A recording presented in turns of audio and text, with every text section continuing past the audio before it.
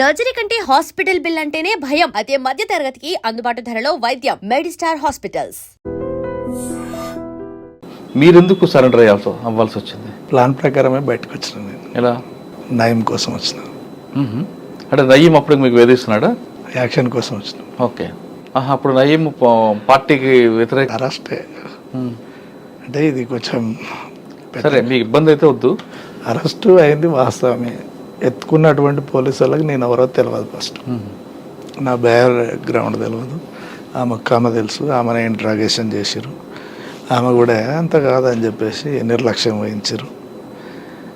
3-4 days తర్వాత తను రాజన్న, సుధాకర్, పలానా అనే వరకల్లా అప్పుడు స్టార్ట్ చేశారు. అప్పటి నుంచి నువ్వే నా కొడుకు దొరికింటే అప్పుడే కొట్టి పడేసేవాళ్ళం. తెలియదు నువ్వు భలే యాక్టింగ్ చేసినావురా అనేటువంటిది చెప్పేసి. శ్రీశైలం టనల్ వర్క్ నడుస్తుంది. అప్పుడు లెవీ కోసం వచ్చిన, వాస్తవంగా వచ్చిన లెవీ. అక్కడ ఉన్నటువంటి కాంట్రాక్టర్ లెవీ ఇవ్వాలి. ఫస్ట్ టర్మ్ తీసుకెళ్ళినా నేనే. తీసుకెళ్ళి ఎవరికి ఇవ్వాలి? రాష్ట్ర కమిటీ ఉంది అప్పుడు వాళ్ళ. నేను బయటకు వచ్చినప్పుడు కూడా రాష్ట్ర కమిటీ ఉన్నది. చాలామంది ఉన్నారు. 150 మంది, 200 మంది క్యాంప్ నడుస్తుంది. ఆ టైంలో బయటకు వచ్చిన. తీసుకెళ్ళి కొట్టే కాడికి కొట్టి వదిలేసిరు. లోపలికి పోమని వదిలిపెట్టారు హైదరాబాద్లో. శ్రీశైలం నుంచి కర్నూలు నుంచి హైదరాబాద్ నుంచి ఉప్పల్ రింగ్ రోడ్లో దిగిన. ఎటు పోవాలి, పార్టీలో పోమని అంటాడు. పోయేది లేదు. ఎట్లాగో ఫాలో అవుతారు అనేటువంటిది ఒకటి ఉండే, అంచనా ఉండే. ఓకే, మీరు సరెండర్ అయ్యారు. ఒక ప్లాన్గా వచ్చారు. నయీంని ఎందుకు మీరు టార్గెట్ చేశారు? అంటే పార్టీకి వ్యతిరేకంగా ఆయన చేస్తున్న కార్యక్రమాల? అవును, దానికోసమే. మరి ఎప్పుడు సరెండర్ అయ్యి సైలెంట్గా ఉన్న తర్వాత సర్జనర్ దగ్గర సరెండర్ చూపించారు. శ్రీనివాస నాయుడే ఉన్నాడు అప్పుడు సరెండర్ చూపించేటప్పుడు. అవును, మా మమ్మీని మా నాన్నని వాళ్ళని పంపించి పలాని కాడ ఉన్నాడు మీ వాడు జగన్మోహన్ రెడ్డి గారు డిఎస్పీ తీసుకొచ్చి సరెండర్ చూపించండి అని జీప్ పంపించండి అనేటువంటిది తర్వాత తెలిసింది. ఓకే, మీరు నయీంని ఎందుకు టార్గెట్ చేశారు? అది చెప్తా. నేను సరెండర్ అయినా నోట్రాల్లో ఉంటున్నా. మళ్ళా పటేల్ సుధాకర్ రెడ్డి నుంచి లెటర్ నాకు మీకా మళ్ళీ ఒకసారి కలవాలి అని లెటర్లో ఉన్నది. సరే అని చెప్పేసి పోయినా. ఎందుకు పోవాల్సి వచ్చింది నేను బయటికి, ఏం జరిగింది అని అంటే నేను చెప్పే కాడికి చెప్పిన, ఉండి ఇట్లనే ఉండు. మొదటి నుంచి మళ్ళీ నేను ఎట్లా అని అంటే, లేదు నీ స్థానం నీకే ఉంటుంది, అట్లా ఏం లేదు, వేరే కాయ పంపిద్దాం అట్లా అని అంటే, నేనుండి సాధ్యం కాదన్నా అని చెప్పేసాను. అప్పటికి కొన్ని ఉండే మా మధ్యన. ఇక అవన్నీ డిస్కషన్ చేసుకొని తర్వాత బయటికి వెళ్ళినప్పుడు ఏమన్నా అవకాశం ఉంటే కొంచెం సహకరించగలుగుతావా బయట అని అంటే, నీకు మధ్యన నాకు మధ్యన అయితేనే చేయగలుగుతా, లేకపోతే నేను చేయలేను అనేటువంటిది క్లారిటీగా చెప్పేసిన. చర్చలు వచ్చినాయి అదే టైంలో. చర్చలలో ఇక పూర్తిగా ఏపీటీ పెట్టిండు. అపారావన్న ఈయన కలిసి మాట్లాడారు నాతో. ఏంటిది, పలానా నయంను కొట్టాలి. దాని చర్చల సమయంలోనే పార్టీ ఆయన మీద దృష్టి పెట్టింది. అప్పటికే ఉన్నది కొట్టాలనేటువంటిది, కానీ దొరకట్లేడు అనేటువంటిది ఒకటి బాగా ఉన్నది. ఎట్లా అనేటువంటిది అంటే అప్పటికే 70% అయిపోయింది. ఆయన ఎక్కడెక్కడ తిరుగుతాడు, ఎవరెవరిని కలుస్తాడు అనేటువంటిది నాకు అంచనా ఉంది. కానీ ఎప్పుడైనా ప్రయత్నం చేశారా మీరు? ఆల్రెడీ ఇక చర్చలు అయిపోయినాయి. నల్గొండ జిల్లా సెక్రటరీ బయటకు వచ్చిండు. వెపన్స్ కూడా బయటకు వచ్చేసినాయి. యాక్షన్ జరిగే అటువంటి క్రమంలో ఒక కామ్రేడు ఆ యాక్షన్లో ఉంటాడు. తను అతనికి సరెండర్ అయ్యాడు. నయీం సరెండర్ అయిపోయాడు. అతను కూడా మాతో పాటు ఉండాలి. సరెండర్ అయిపోయాడు.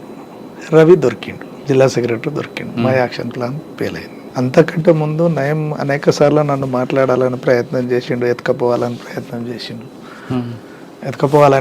చేసిండు. చేసినప్పటికీ ఆయనకు ఉన్నటువంటిది ఏంటంటే, అంచనా ఏంటంటే, వీడు పటేల్ సుధాకర్ రెడ్డి సూర్యం గార్డు చేసిండు కాబట్టి ఈయన దగ్గర మనం పెట్టుకున్నాం అనుకో ఎప్పటికైనా ప్రమాదం అనేటువంటిది ఒకటి తెలుసు ఆయనకు. ఇక ఆఫీసర్స్ చెప్పిందా తనకున్నటువంటి అంచనా ఏందో కానీ మొత్తం మీద అయితే ఆపుకుండు, రమ్మన్నాడు. నేను రాను అనేటువంటిది ఆఫీసర్స్ తోటి కూడా మాట్లాడిచ్చిండు. వినలేదు, పూర్తిగా వినలేదు.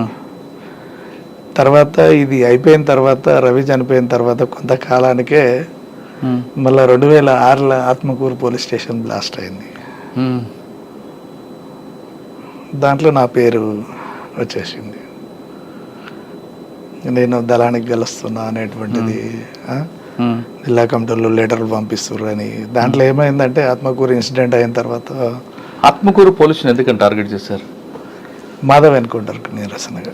ఓకే, దాని రిటాలియేషన్. దాంట్లో ఏం దొరికాయా? దొరికాయి, వెపన్స్ దొరికినాయి. కూరగాయల బండి తోసుకుంటూ వచ్చి చేస్తారు, అదేనా ఆత్మకూరు పోలీస్ స్టేషన్? అదేం కాదు, నైట్ టైంలో చేసేసి 6 గంటలకు 7 గంటలకు. ఎవరు ఉన్నారండి? షాన్ పాషా. దాని మీద రైడ్ చేసి. ఏం దొరికాయి అందులో వెపన్స్? ఒక స్టెన్ కార్బన్ దొరికింది, ఒక పిస్టల్ దొరికింది, 2 వెపన్స్ దొరికినాయి. అంతకంటే ముందే స్పెషల్ ఫోర్స్ ఉండి వెళ్ళిపోయింది. ఉన్నది అనేటువంటి దాని మీదనే టార్గెట్ చేసి కొట్టినాం. ఓకే, కానీ అప్పుడు మీకు మీ పేరు రికార్డులోకి వచ్చింది. అప్పటికి చికెన్ గున్యా వచ్చి ఇంటి దగ్గర ఉన్నా నేను. నా కోసం పోలీసు వాళ్ళు తిరుగుతున్నారు. ఇంకా నేను ఏం చేయలేక మళ్ళా శ్రీనివాస్ నాయుడు సార్కి ఫోన్ చేసి, ఏం సార్ ఇట్లా అంటే, మరి నీవు ఉన్నావు అనేటువంటిది అంటారండి. నేను ఎట్లా ఉంటా సార్ అందులో మీరు అని చెప్పేసానన్న. వెంకటేశ్వర్లు అని ఓఎస్డి ఉండే, ఆ ఓఎస్డి గారి దగ్గరికి తీసుకుపోయాడు, మాట్లాడించిండు. నేను అప్పుడు ఒకటే చెప్పిన, నేను ఉన్నా అని చెప్తే కొట్టేసేయండి సార్, దాందేముంది, మీ వాళ్ళు చనిపోయారు కదా, నేను ఉన్నా అని తెలిస్తే కొట్టేసేయరు అని చెప్పిన తర్వాత ఒక 3 నెలలు 4 నెలలు మాకు అర్థమైతేనే ఉంది సిచ్యువేషన్. ఊరు వదిలిపెట్టి హైదరాబాద్కి వచ్చేసిన. తను బయటకు వచ్చినప్పుడే మాకు తెలిసింది. బయటకు వచ్చింది, మేము దొరికిపోయినాము. అప్పటికీ రాములతోటి చెప్తున్నా, రాములు ఖచ్చితంగా చెప్పేస్తాడు అనేటువంటి దాని అంచనా ఉంది నాకు. కొట్టుపడేద్దామని చెప్పేసినాం. తను అక్కడ ఇబ్రాహీంపట్నం ఎంపీపీ దగ్గరికి ఎవరి దగ్గరికి వస్తుండు, ఆన్నే లిఫ్ట్ చేసి కొట్టేస్తే అయిపోద్ది పోలీసు వాళ్ళ కాడికి పోక ముందుకే అని చెప్పేసి అంటే, లేదు అతనితోటి నేనే పిలిపిస్తా దగ్గరికి, మాట్లాడదాంలే అని చెప్పేసానంటే డైరెక్ట్ ఎస్పీ దగ్గరికి సరెండర్ అయ్యిండు. తను పోలీస్ డిపార్ట్మెంట్కి చెప్తే మమ్మల్ని చంపేసేవాళ్ళు. నయంకి చెప్పిండు. ఎవరు? మహేష్.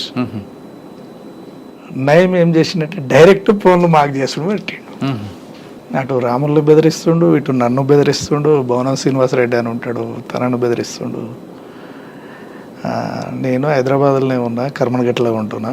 అన్న తెలిసిందా అన్న నీ గురించి అంటే, తెలిసిందా అన్న, తెలిసింది, మంచిది అన్నానన్న. ఏడ ఉన్నావు నువ్వు? దిల్సుఖ్ నగర్లో ఉన్నావు కదా అన్న. నేను దిల్సుఖ్ నగర్లోనే ఉన్నా, టీ తాగుతున్నా, పోతే కర్మనగట్లో ఇంటి కాడికి రూమ్ కాడికి పోతా, ఇంకా అంతే అని చెప్పేసి అన్న. అంత ధైర్యంగా చెప్తున్నావు ఏందన్నా, నేను మనసులో పంపించుకో, పంపి అని అన్నా. ఫోన్ స్విచ్ ఆఫ్ చేసేసిన. స్విచ్ ఆఫ్ చేసి చిన్న బాబు మెసేజ్ చెప్పిన, ఏం లేదు జోబులో పైసలు ఉండాలి, ఎంత 3,000-2,500 ఉన్నాయి, చాలా రైట్. ఇక ఇక్కడ ఉంటే ఖచ్చితంగా పోలీసు వాళ్ళన్నా కొట్టేస్తారు, నయం గారిని కొట్టేస్తాడు, ఏది వద్దిగా బయటికి వెళ్దామని చెప్పేసి తీసుకున్న. కర్నూలు ఆడికి వచ్చిన, కర్నూలు బస్సు ఎక్కేసిన, బెంగళూరు బస్సు ఎక్కిన. కర్నూలు ఎక్కితే డౌట్ వస్తుందని చెప్పేసి బెంగళూరు బస్సు ఎక్కి కర్నూలులో నాకు తెలిసినటువంటి హోటల్, అక్కడ నాకు షెల్టర్లు ఉండే. కర్నూలు అంతా తిరిగిన కాబట్టి నేను వచ్చిన వరకల్లా పోయి డోర్ కొట్టగానే తీసిరు. అక్కడే ఉన్నా 2 రోజులు 3 రోజులు 4 రోజులు. ఇంకా తనతోటే వేరే ఒక ఏపీటీ పెట్టి, పలానా ఏరియా ముచ్చమార్ కాడ మనకు పలానా ఆయన ఉంటాడు, అక్కడ ఇచ్చిరండి, లెటర్ ఇచ్చిరండి అని చెప్పేసి ఒక లెటర్ రాసిన. నేను వేరే దగ్గర ఉంటానా అని చెప్పిన. అని మళ్ళీ ఇంటికి వేరే ఫోన్ నుంచి ఫోన్ చేసి, మా అన్నని కర్నూలు వరకు రండి, మీరు కర్నూలు కూడా రాకండి, కర్నూలు యువతలనే అల్లంపూర్ వరకు రండి అని చెప్పేసి అక్కడికి పిలిపించి బాబుని వాళ్ళకు ఒప్పచెప్పి మళ్ళీ కర్నూలుకి వెళ్ళిపోయినా. కర్నూలుకి వెళ్ళిపోయినాక ఒకరోజు తర్వాత మళ్ళా వేరే ఫోన్ వచ్చింది, పార్టీ కాంటాక్ట్. అది కాంటాక్ట్ కాదు. సరే ఇక ఇదిగా నేను ఉండేమనంటే ఇక నాకు మీ కాంటాక్ట్ ఏం అవసరం లేదు, నేను నల్లమల్ల అంతా తెలుసు కాబట్టి నేను ఎక్కడ పోయినా నేను పార్టీని పట్టుకోగలుగుతా అనేటువంటిది ఉన్నా. ఇక రాములు అట్లనే ఉన్నాడు, భవనం శ్రీనివాసరెడ్డి ఉన్నాడు. ఇక వాళ్ళు కూడా ఎటు పోలేని పరిస్థితి. రాముల భార్య ప్రెగ్నెంట్ అప్పుడు, రాములేమో తీసుకుపోతే చంపుతాడు అనేటువంటిది. తర్వాత భవనం శ్రీనాథే అటు ఇటు కలిసి మళ్ళీ పార్టీ కాంటాక్ట్ పెట్టుకొని మళ్ళీ 2 నెలల తర్వాత 2 నెలలు నయంకు దొరకకుండా ఉన్నాం. తర్వాత మళ్ళీ పార్టీలోకి వెళ్ళిపోయినా మధ్య మడుగు కాడ ఏపీటీ. అన్న పార్టీకి రెండోసారి వెళ్ళక ముందు అక్కతో మీ పరిచయం ఎలా జరిగింది? మీ ఇద్దరికి పెళ్ళి ఎవరు చేశారు? ఈ పెళ్ళి అంటే అనుకున్నాము పార్టీ. అక్క మీకు నల్లమల్ల పరిచయం? నల్లమల్ల పరిచయం బయటికి వచ్చినాక పెళ్లి చేసుకున్నాం. అంటే పార్టీకి చెప్పే చేసుకున్నారా? ఇద్దరు ఒకటేసారి వచ్చినాం కదా, ఇద్దరం అరెస్ట్ అయినాం అనేటువంటిది స్టేట్మెంట్. అంటే అరెస్ట్ అయ్యాక పెళ్లి చేసుకున్నారా? తను ఇక నేను పోను అనేటువంటిది ఒకటి. ఇక నాకు ఎవరు లేరు, అమ్మా నాన్న ఎవరు లేరు, పోయినా చావాల్సిందే. అక్కకి పెళ్లి చేసుకుంటారు మీరు చెప్పారా, అక్క మీకు చెప్పిందా ముందు? అందరూ పోలీస్ డిపార్ట్మెంట్ భార్యాభర్తలు అనుకుంటుంది అంతే. ఇంకా తీరా నేనే ఉండే ఇట్లా కాదు అనేటువంటిది అంటే తను ఇక ఖచ్చితంగా ఇక నేను పోలేను, నేను చచ్చిపోతా అన్నట్టు సర్లే ఇక ఉండని. ఎవరైతే ఎక్కడ పెళ్లి చేసుకున్నారు? ఇంటి దగ్గరనే చేసుకున్నాం. ఇంక కలిసి ఉన్నాం అంతే, ఇంకా పెళ్ళి అనేటువంటిది ఏం లేదు, కలిసి సహజీవనం అంతే, భార్యాభర్తలు లెక్క. కానీ మీరు బయటకు వచ్చి అజ్ఞాతకు వెళ్ళిన తర్వాత నయీంకి మరైపు టార్గెట్ అయ్యారు మీరు? అంటే మీ చేతిలో నయీం ఎలా ఎస్కేప్ అయ్యాడు? ఎప్పుడైనా ఒక సంఘటన గుర్తుందా? అంటే ఇక మేము టీం ఫామ్ కాలేదు మాది, రవితోటే జిల్లా సెక్రటరీ తోటే బ్రేక్ అయింది. కానీ కొంతమంది పోలీసులు మిమ్మల్ని కానీ లేదా మిమ్మల్ని పర్టికులర్గా తీసుకెళ్ళి నయీంకి హ్యాండ్ ఓవర్ చేసే సంఘటన జరిగింది. నేను సెకండ్ సరెండర్ అయినప్పుడు ఎస్పీ ఆఫీస్కే ఫోన్ వచ్చింది. ఎవరో ఇక్కడ నల్గొండ విజయ్ కుమార్ సార్ ఉన్నాడు. విజయ్ కుమార్ సార్? నేను ఇంకా మీడియా ముందుకు పోలేదు, ఎవరో ఒక ఆఫీసర్ వచ్చి ఇచ్చిండు, నాకు అంత పరిచయం లేదు. ఫోన్ మీకు ఇచ్చాడు? ఫోన్ మాట్లాడానంటే మాట్లాడమనంటే నేనుండి మాట్లాడినా. అన్న బాగున్నావా అనే వచ్చినావా, ఇంకా ముక్కలు చేస్తానంటే సరే మంచిది చేసుకోండి, చేయండి పర్వాలేదు అనేటువంటిది అని అన్న. తర్వాత మీకు ఎప్పుడు ఎదురుపడలేదా? ఎదురు పడలేదు నాకు. నేను ఇంకోటి ఏంటంటే అనేక సార్లు ఫోన్లు వచ్చినాయి, నేను రెస్పాండ్ ఇవ్వలేదు. మీడియాకు కూడా చెప్పలేదు, నేను మీడియాకు కూడా చెప్పలేదు, ఆఫీసర్స్ కూడా ఎక్కువ చెప్పలేదు. ఆయన బయటకు వచ్చాక ఖచ్చితంగా మిమ్మల్ని టార్గెట్ చేయాలి, చంపడం కోసం అయితే చస్తాడు అనేటువంటిది తెలుసు. చంపగలగడు, ఏం లేకున్నా నిరాయుధంగా ఉన్నా చంపుతాడు వాడు అనేటువంటిది తెలుసు. ఒకవేళ నయీం మీ మీద అటాక్ చేసాడు అనుకుంటే అప్పట్లో మీరు ఎలాగ దాన్ని చేయగలుగుతాం? ఎలా రిమూవ్ చేయగలుగుతాం? అంటే ఆయన రాడు కదా, మిమ్మల్ని ఏదో రకంగా ట్రాప్ చేస్తాడు, తీసుకెళ్ళి ఆయన హ్యాండ్ ఓవర్ చేస్తారు. అర్థమవుతుంది కదా మనకు, మనం ఇప్పుడు మన వైపు ఎవరున్నారు, ఏం చేస్తారు అనేటువంటిది క్లారిటీగా ఒక క్లారిటీ ఉంటుంది. అంటే కొత్త పరిచయాలు ఎక్కడి అనేటువంటిది. ఇంకోటి దరిదాపు కూడా తనతోటి పరిచయాలు ఉన్నటువంటి వ్యక్తులను కూడా నేను అవాయిడ్ చేసేది. ఓకే. అంటే నయీం మీద మీకు ఆల్రెడీ ఒక అభిప్రాయం ఉంది, ఆయన బెదిరింపులు ఇవన్నీ కూడా. ఆయన ఎన్కౌంటర్ అయిన తర్వాత మీకు ఏమనిపించింది? ఎప్పటికైనా చావాల్సిన వాడే అనిపించింది. మా చేతిలో చచ్చేటోడు ఎక్కడో చచ్చింది కదా అనేటువంటిది కొంత మిగిలి ఉండే. రెండోసారి అరెస్ట్ అయ్యి బయటకు వచ్చిన తర్వాత మీకు మీ జీవన విధానం ఎలాగెళ్ళింది? పార్టీ వైపు వెళ్దాం అనుకున్నారా, లేదు ప్రసాదంగా అక్కతో బాబు మీ ఫ్యామిలీ ఏదో ఉండాలి? సెకండ్ పోయినప్పుడు ఇక రాను అనేటువంటి కాన్సెప్ట్ తోటే వెళ్ళినా నేను. వాస్తవంగా ఆ బడికి ఇక మనం ఫస్ట్ వచ్చి తప్పు చేసినాం అనేటువంటిది ఒకటి. పోయిన తర్వాత కూడా పార్టీ అంతే రిసీవ్ చేసుకోవడం రెండవది. మనం వచ్చిన తర్వాత కుల వృత్తిని నమ్ముకొని నేను పని చేసుకోవడం జరిగింది. ఓకే. మాది వడ్డెర క్యాస్ట్, బండ కొట్టుకుంటా బతికినా. అది జనాలలో ఒక పేరు పడిపోయింది, తను ఏం చేయలేడు అనేటువంటిది.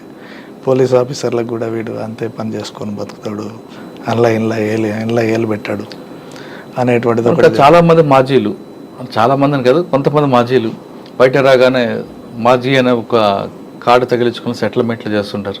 మరి మీరు అటువైపు వెళ్లకుండా మళ్ళా కులవృత్తిని ఎంచుకొని ప్రశాంత జీవితం ఎందుకు చేస్తున్నారు? అది ఈజీ కదా. నేను నేర్చుకున్నటువంటిది అది. నేను కామ్రేడ్ సూర్యం దగ్గర నేర్చుకున్నటువంటిది అది నాకు మంచిగా అనిపించింది. ఏం చెప్పారు కామ్రేడ్ సూర్యం? చేత కాకపోతే సపోర్ట్ చేయకుండా కానీ ఉద్యమానికి నష్టం చేయొద్దు, ప్రజలకు నష్టం చేయొద్దు. అంటే కోట్లు ఉన్నటువంటి వాడు అదే అన్నం తింటాడు, మనం అంతే తింటాం. పూరి గుడిసెలు ఉన్నటువంటి వ్యక్తి అన్ని గంటలే నిద్రపోతుండు, బిల్డింగ్లో ఉన్నటువంటి వ్యక్తి అంతే నిద్రపోతుండు. ఆ మాటల ప్రభావం మీ మీద ఉంది? ఉన్నాయి, నాకున్నాయి. అంటే మీకు సూర్యం గారితో పాటు పటేల్ సుధాకర్ రెడ్డి గారు కూడా మాట చెప్పారు. సూర్యమే పటేల్, అవును, అలియాస్ పటేల్ సుధాకర్ రెడ్డి. ఇంకా అది బాగా ఇంకో మాట కూడా చెప్పారు కదా మీకు, ఏది చివరి వరకు చప్పుడు చేయకుండా ఉండాలని. అంతే. సరే, పటేల్ సుధాకర్ గారు మా రెండు వాక్యాలు కూడా మీకు బాగా ప్రభావితం చేశాయి. అదేవిధంగా తక్కిడిపల్లి వాసుదేవరావు గారు ఏం చెప్పలేదా? యాక్షన్ అంతే, అంతే, no dialogues. No dialogues, action అంతే. నీకు ఏ వర్క్ చెప్పినా నీవే వర్క్ చేసినావు అంతే. మీ ఇద్దరు ఎప్పుడు విడిపోయారండి? ఎక్కువ కాలం పటేల్ సుధాకర్ రెడ్డి దగ్గరనే ఉండేది. అవసరం ఉన్నప్పుడు మాత్రం తనమ్మటి పోయేది అంతే. అలిపిరి సంఘటనలో ఆయన పేరు వచ్చింది, మీ పేరు ఎందుకు రాలేదు? నేను అప్పటికే సరెండర్ అయ్యాను. సరెండర్ అయినా మీరు మీకు పెళ్ళలేదా చంద్రబాబు నాయుడు అటాక్ చేద్దామని? అంటే కొన్ని ఎట్లా ఉంటాయంటే నిర్మాణ పరంగా రహస్య నిర్మాణాలు ఉంటాయి కాబట్టి మనం బయట ఉంటున్నాం అనేటువంటి దాంతో. ఆ తర్వాత చాలా యాక్షన్ జరిగాయి, ఎక్కడ కూడా మీ పేరు రాలేదా? అంటే మీకు ఆహ్వానం వచ్చింది అప్పుడు? ఇప్పుడు ఫస్ట్ నీకే తెలుస్తుంది అది. ఇప్పుడు చేసినటువంటి పోలీస్ రికార్డు కూడా లేదు నాది. నేను ఇప్పుడు చెప్పిన కరెక్టే, మీరు లేరు కానీ పార్టీ నుంచి పిలుపు వచ్చింది యాక్షన్ చేయాలని. రాలేదు. అంటే బయట వెళ్ళారు కాబట్టి పార్టీ కూడా నాకు ఇచ్చినటువంటిది ఒకటే టార్గెట్. ఆ టార్గెట్లో ఫెయిల్ అయినాం. ఏ టార్గెట్? అయింది. అవును. తర్వాత మళ్ళీ ప్లాన్ చేసుకోలేదు, చూద్దాంలే అనేటువంటిది ఉండే. సెకండ్ పోయినప్పుడు అప్పుడు సాంబశివుడు ఉన్నాడు, మళ్ళీ నల్లమల్లకే పోయినాం. ఆయన ప్లీనరీకి పోయిండు, నేను నల్లమల్లనే ఉన్నా. అప్పుడు రమాకాంత్ జిల్లా సెక్రటరీ ఉన్నాడు, నేను కమాండర్గా ఉన్నప్పుడు ఆయన సభ్యుడు. అంటే మీరు వెళ్ళారు పార్టీలోకి, మీరు యాక్షన్ టీంలో ఉన్నా ప్రజల కోసం ఏదో చేయాలని పార్టీ చేసింది కొన్ని కార్యక్రమాలు. అంటే మంచి చేసింది, దానివల్ల కొంచెం చెడు కూడా జరిగి ఉండొచ్చు. మీకు అనిపించిందా ఈ యుద్ధం ఎంతకాలం ఆగుతుంది, దీర్ఘకాల యుద్ధంగా ఉండిపోతా, లేదు ప్రజలకు సేవ చేయాలంటే మనం బ్యాలెట్ ద్వారా వెళ్దామా అని ఎప్పుడైనా వచ్చిందా మీకు? అది రాలేదు. అంటే బుల్లెట్ ద్వారా వస్తుంది అనుకున్నారా? బుల్లెట్ అనేటువంటిది కాదు, కానీ దోపిడీ చేసే వర్గం ఉన్నంత కాలం, దోపిడీ గురయ్యే వర్గం తిరుగుబాటు చేసేంత కాలం ఇది కొనసాగుతూనే ఉంటుంది. అంటే నేను చూసినటువంటిది, ఒకప్పుడు జనాలు ఇంట్లో నలుగురు ఉంటే నలుగురు పని చేసుకున్నా కానీ పూట గడవని పరిస్థితి ఉండే తెలంగాణలో. ఎప్పుడు నలుగురు పని చేస్తే ఒకరిది తిండికి సరిపోతుంది, ఒకరిది ఖర్చులకు సరిపోతుంది, ఇంకొకరిది వెనకబడుతుంది. ఇటువంటి కాడ పార్టీ నిలబడలేదు. ఎక్కడైతే ఆకలి, అణచివేత, అణగారిన కులాలు ఉంటాయి అక్కడ పార్టీ అవసరం కంపల్సరీ ఉన్నది. ఇప్పుడు ఛత్తీస్గఢ్ కావచ్చు, జార్ఖండ్ కావచ్చు, దండకారణ్యం కావచ్చు, ఆ ప్రాంతాలలో పార్టీకి అవసరం, ప్రజలకు పార్టీ అవసరం కాబట్టి అక్కడ నిలదొక్కగలుగుతుంది, నిలబడగలుగుతుంది. తెలంగాణలో ఆ అవసరం తీరిపోయింది కాబట్టి పార్టీ దూరమైంది అనుకో. దూరమైంది. ఇప్పుడు జార్ఖండ్, ఛత్తీస్గఢ్లో కూడా అదే సమస్య వచ్చింది అనుకోండి. తెలంగాణలో ఏ విధంగా అయితే సమస్య తీరిపోయిందో, అణచివేత ఎక్కడుంటే అక్కడికి వెళ్ళిపోతుంది, ఎస్టాబ్లిషన్ అయితేనే ఉంటుంది. కానీ కొంతమంది వ్యక్తులు ఏమంటారంటే, మీరందరూ మీలాంటి వాళ్ళకి మీకు కుటుంబం ఉంటుంది, అమ్మా అని ఉంటారు, వీళ్ళందరినీ కాదని పార్టీలకు వెళ్ళి అక్కడున్న బడుగు బలహీన వర్గాల అభ్యుద్ధుల కోసం పనిచేస్తారు. కానీ మీ కుటుంబాలు, మీ అమ్మగారు, మీ నాన్నగారు, మీ భార్య, పిల్లలు, వాళ్ళు అనాథలుగా ఉండడం, వాళ్ళకున్న ఆర్థిక కష్టాలు తీర్చకుండా సమాజం కోసం వెళ్ళడం అనేది ఎంతవరకు సబబు అనేది ప్రశ్నించే వాళ్ళకి మీరు సమాధానం ఏంటి? ముందు మనకి ఉండాలి కదా, మన అమ్మ నాన్న, మన భార్య పిల్లలు, వాళ్ళకి కూడా. అంటే మన అమ్మ నాన్న, మన భార్య పిల్లలు, ఓకే, దానికి నేను యాక్సెప్ట్ చేస్తాను. కానీ ఈరోజు అమ్మ నాన్న, అన్నదమ్ముళ్ళు, అక్క చెల్లెళ్ళని చూసేటువంటి ఆప్యాయత అనేటువంటిది లోపించింది. ఈరోజు నేను కూడా అదే కుటుంబంలో ఉంటే నేను మా అన్నల లెక్కనే, మా అక్క చెల్లెళ్ళ లెక్కనే, వాళ్ళ లెక్కనే తయారయ్యేటాను. చాలా మంది కూడా చూస్తలేరు తల్లిదండ్రులను చూసి. ఇప్పుడు చూడట్లేదు. అప్పుడు కూడా, ఇప్పుడే కాదు అప్పుడు కూడా. అప్పుడు చూడకపోయినా పిట్టల శంకర్ అమ్మకి నాన్నకి వెళ్ళి వదిలిపెట్టి అడవిలోకి వెళ్ళారు. ఎప్పుడైనా అమ్మ నాన్న గుర్తుకొచ్చారా? నేను పార్టీలోకి వెళ్ళి బయటకు వచ్చేంత వరకు తిరిగి చూడలేదు. ఎందుకు రావాలనిపించలేదు నాకు. అంటే మరి అమ్మా నాన్న అవసరం లేదా? నాకు ప్రజలతో ఉన్నటువంటి సంబంధం అట్లా ఉన్నది. వాస్తవం మీరు అనేది ఏంటంటే తల్లిదండ్రుల మీద ప్రేమ అనేటువంటిది ఉండాలి కదా, వాళ్ళకి కూడా వాళ్ళకి సహకారాల్సిన బాధ్యత ఉంది కదా మీకు. అంతకంటే ప్రేమ చూపించేటువంటి ప్రజల మధ్యన ఉన్నా నేను అందరూ తప్పడట్లేదు. ప్రజలకు అమ్మా నాన్న కన్నా ఆ ప్రజలే మనకు ఎక్కువ ఆదరిస్తున్నారు కాబట్టి వాళ్ళ కోసం మీరు ముందుకు వెళ్ళారు. నేను కాదనట్లేదు, నేను అందుకు 100% ఒప్పుకుంటా. కానీ మన అమ్మా నాన్నకి, మనకి జన్మనిచ్చిన అమ్మా నాన్నకి ఎవరు చూడాలి? దీనికి ఒకటి ఏంటంటే రక్త సంబంధం కన్నా వర్గ సంబంధం మిన్న 100% ఒప్పుకుంటా. కానీ మన అమ్మా నాన్న అనాథలుగా ఉండాల్సిందేనా అన్న ప్రశ్న లేరు కదా. వాళ్ళకి ఎవరు చూడాలి? ఇప్పుడు నీకు ఒక చిన్న ఉదాహరణ చెప్తా నేను. మా దగ్గర పొద్దుటూరు అనేటువంటి విలేజ్ ఉంటుంది. వెంకన్న అని ఉంటాడు, చంద్రయ్య ఆయన పేరు. చనిపోయాడు, ఎన్కౌంటర్లో చనిపోయాడు. తను వాళ్ళ కుటుంబంలో 3 అక్కజనులలో ఏమో ఉంటారు. 2 ఒక తమ్ముడు ఉంటాడు, తమ్ముడు ఎడ్డి ఆయనే. అమ్మ ఉండేది, నాన్న ఉండేది, ఒక చెల్లె ఎడ్డామని, ఒక అక్క పెళ్ళి అయింది. తను ఆర్ఎంపీగా చేస్తుండేవాడు భువనగిరిలోనో ఏమో. కుటుంబాన్ని పోషించడం కోసమే ఆయన ఉండేది. వాళ్ళ వృత్తిపరంగా సాకలోళ్ళు వాళ్ళు. వాళ్ళ అమ్మ ఇండ్లు తిరిగి అడుక్కొచ్చినటువంటి అన్నాన్ని మిగిలితే దళానికి పెట్టేది. దళానికి పెట్టినందుకు కొట్టిరారు. ఈయనని పోలీస్ స్టేషన్లో పెట్టి కొట్టాడు. కొడితే తను ఏం చేయలేని పరిస్థితిలో దళంలోకి వెళ్ళిపోయింది. అప్పుడు పార్టీ కూడా ఆలోచించింది, నువ్వు ఒక్కనివే ఉన్నావు కదా, మళ్ళీ వస్తే ఎట్లా ఏంటంటే, నాకంటే అనేక మంది ఉన్నారు, అసలు పిల్లలు లేనటువంటి వాళ్ళు ఎంతోమంది ఉన్నారు, మనం ఉండి కూడా ఉద్ధరించేది ఏముంది ఇక్కడ అనేటువంటి కాన్సెప్ట్ తోటి ఆయన బయటకు పార్టీలోకి వచ్చిండు. చివరి వరకు కూడా పార్టీలోనే చనిపోయాడు. తన తల్లి చనిపోయినా, ఎవరు చనిపోయినా కానీ ప్రజలే దానం చేశారు అక్కడ.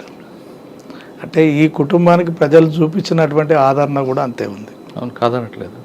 విన్నావా? ఇంకన్నా ఉద్యమంలో ఉన్నాడు. ఉద్యమంలో ఉన్నప్పుడే కూడా ఆ ఇంటికాడ బియ్యం లేవంటే కూడా తను వండుకునేటువంటి బియ్యంలోకి వెళ్ళి పావుషేరు పెట్టి ఆ కుటుంబాన్ని నడిపించారు. ఎవరు? ప్రజలు. ప్రజలు ఆదరిస్తారు. ఒక మావోయిస్ట్ పార్టీ కానీ పీపుల్స్ వారి కుటుంబాలను కానీ ఆదరిస్తారు, ఖచ్చితంగా హక్కున చేర్చుకుంటారు. ప్రజలు ఆదరిస్తున్నారు అనేది నేను కాదనట్లేదు. ప్రజల ఆదరణ ఉంది కాబట్టి పార్టీ మనుగడ రైట్. కానీ ప్రజల ఆదరణ మీద అమ్మానాన్ని విడిచిపెట్టి మనం వర్గం దీంట్లో వెళ్ళడం అనేది ఎంతవరకు సబబు అంటారు? సబబే. మీకు సబబే అంటారా? ఓకే, రైట్, దాంట్లో ఏం లేదు. అంటే మనకు జన్మనిచ్చిన అమ్మని నాన్నని ప్రజల మీద విడిచిపెట్టి మనం ప్రజల కోసం అడుగు పడతాం. సరే, ఆ విధంగా వెళ్ళారు. మీరు అనుకున్న లక్ష్యం సాధించారా? సాధించినామంటే కొన్ని మార్పులు అయితే చెందినాయి కానీ నాకు తృప్తి అయితే ఉందంటారు. ఉన్నది. రైట్. అంటే మేము పనిచేసినటువంటి ఏరియాలో నల్లమల్ల రివర్ మీద అనేక మంది పొట్ట చేత పట్టుకొని వచ్చినటువంటి వాళ్ళు ఉంటారు. చేపలు పట్టుకొని బతుకుతుంటారు. చేపల మార్కెట్ ఇలా 10 ఎంత 200-300 ఉంటే వాళ్ళకి 10 రూపాయల కేజీ 20 రూపాయల కేజీ ఇచ్చి నిలువు దోపిడీ చేస్తుండేవాళ్ళు షావుకారులు. గురుస్వామి అనేటువంటిది మీరు పేరు వినే ఉంటారు, పెంట్లవెల్లిలో పెద్ద కంపెనీ ఉంది, కర్ణాటక అతను ఆయన. అట్లాంటి వాళ్ళు చాలామంది ఉన్నారు. వాళ్ళందరినీ కూడా పిలిచి చేపల రేట్లు పెంచినాం. సరుకులు ఇక్కడి నుంచి పోయి ఒక రోజంతా పోయి సరుకులు మోసుకొచ్చుకునేటువంటి పరిస్థితి ఉండేది. నీకు చేపలు వేస్తారు కాబట్టి నువ్వు ఖచ్చితంగా సరుకులు వాళ్ళు ఏ తెమ్మంటే అవి తెచ్చియాలనేటువంటిది పెట్టినాం. సావుకారులు వలలు కానీ డబ్బులు కానీ ఇచ్చి ఎమ్మటెమ్మటే కట్ చేసుకునేవాళ్ళు. అట్లా కాకుండా వారానికి ఇంత కట్ చేసుకోవాలనేటువంటిది. చేపల రేట్లు పెంచడం, వాళ్ళకు నిత్యావసర వస్తువులు తెచ్చియడం, వాళ్ళు బాగోలేకపోతే హాస్పిటల్లోకి తీసుకుపోవడం, ఇవన్నీ కూడా చేయించినాం. ఆ సాటిస్ఫాక్షన్ ఉంది. అది ఉన్నంతకాలం మమ్మల్ని కాపాడుకోగలిగారు జనాలు. కరెక్టే. కానీ మరి ఇప్పుడు ఎందుకు పార్టీకి ప్రజలు దూరం అయ్యారు? ప్రజలు పార్టీ అవసరం లేదంటారు ఇప్పుడు? పార్టీ ప్రజలు ఏం దూరం కాలేదు. పార్టీ ఇక్కడ అవసరం లేదని బయటికి వెళ్ళింది. దాడులు అనేటువంటిది పోలీసు దాడి ఏం చేసిరంటే ఫస్ట్ ప్లేన్ ఏరియాలో కొట్టేసింది. అంటే గ్రామాలలో తిరిగేటువంటి ఇన్సెల్టర్ తీసుకునేటువంటి దళాల మీద దాడులు చేసింది. తర్వాత చిన్న క్రమేపీ ఏ దళం అయితే వీక్ ఉంటుందో ఆ దళాల మీద దాడులు చేసింది. సరే, అప్పుడున్న పరిస్థితి ప్రకారం మీరు వెళ్ళారు, మీరు అనుకుని పార్టీలో పనిచేసిన తృప్తి అని మీకు కొంచెం ఉంది, అంతే కదా మీరు చెప్పేది? Yes, right. ఇప్పుడున్న పరిస్థితి చూస్తుంటే మీలాగా కొంత స్వార్థం కాకుండా, స్వార్థంకి లేకుండా ప్రజల కోసం వెళ్ళిన వాళ్ళు చాలా తక్కువ మంది ఉంటారు. కానీ ఇప్పుడున్న యువత వాళ్ళకి ఎంతసేపు స్వార్థం, వాళ్ళ విలాసాలకు చూస్తున్న వాళ్ళకి మీకు ఏం చెప్పాలనిపిస్తుంటుంది? అంటే నేను అడవిలోకి వెళ్ళమని చెప్పడం కాదు, తుపాకు పట్టుకొని చెప్పడం కాదు నా ఉద్దేశం. వాళ్ళు సమాజానికి ఏ విధంగా ఉపయోగపడతారు, రేపొద్దున మన దేశ భవిష్యత్తుకి వాళ్ళు ఏ విధంగా సహకరిస్తారు ఇటువంటి విలాసాలకు వెళ్తే? ఇటువంటి వాళ్ళని చూస్తున్నప్పుడు మీకు ఏమనిపిస్తుంటుంది?